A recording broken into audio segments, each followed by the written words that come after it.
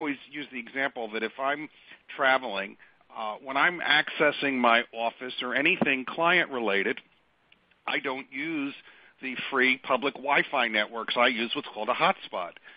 Why? Because if I use a hotspot, which is a device you purchase from either Verizon or Sprint or AT&T or any of those companies, you have secure internet access.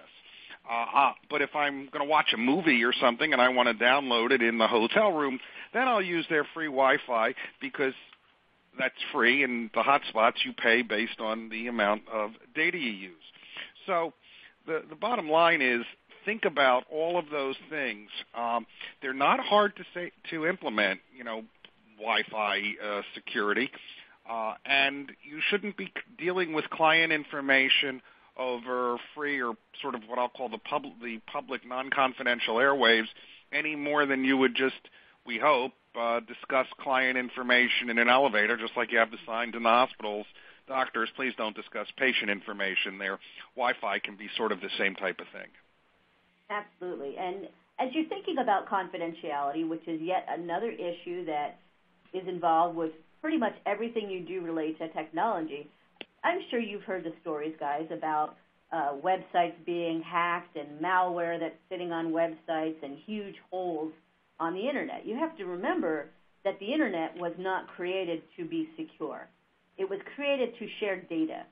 So what's been going on is people have been plugging the holes over the years, and because there's so much money to be made in hacking and identity theft and stealing of data and hiding data from people, that there's a whole industry behind stealing data.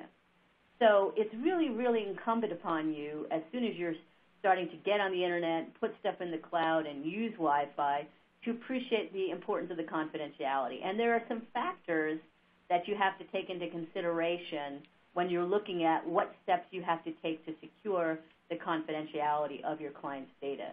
So what are those factors? Well, how sensitive is the data? Sometimes you don't want to send something via email. We're going to get into email in a little bit, but it's not that secure. So sometimes, it's better to send it in the mail or send it via fax as opposed to an email. What's the likelihood of disclosure? How meaty is this stuff?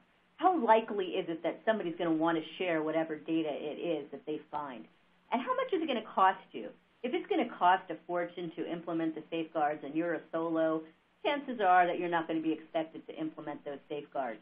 But if it's not going to cost much, then you're going to be expected to do it. And how hard is it? Well, that kind of comes with the cost, obviously. If something's very difficult to implement,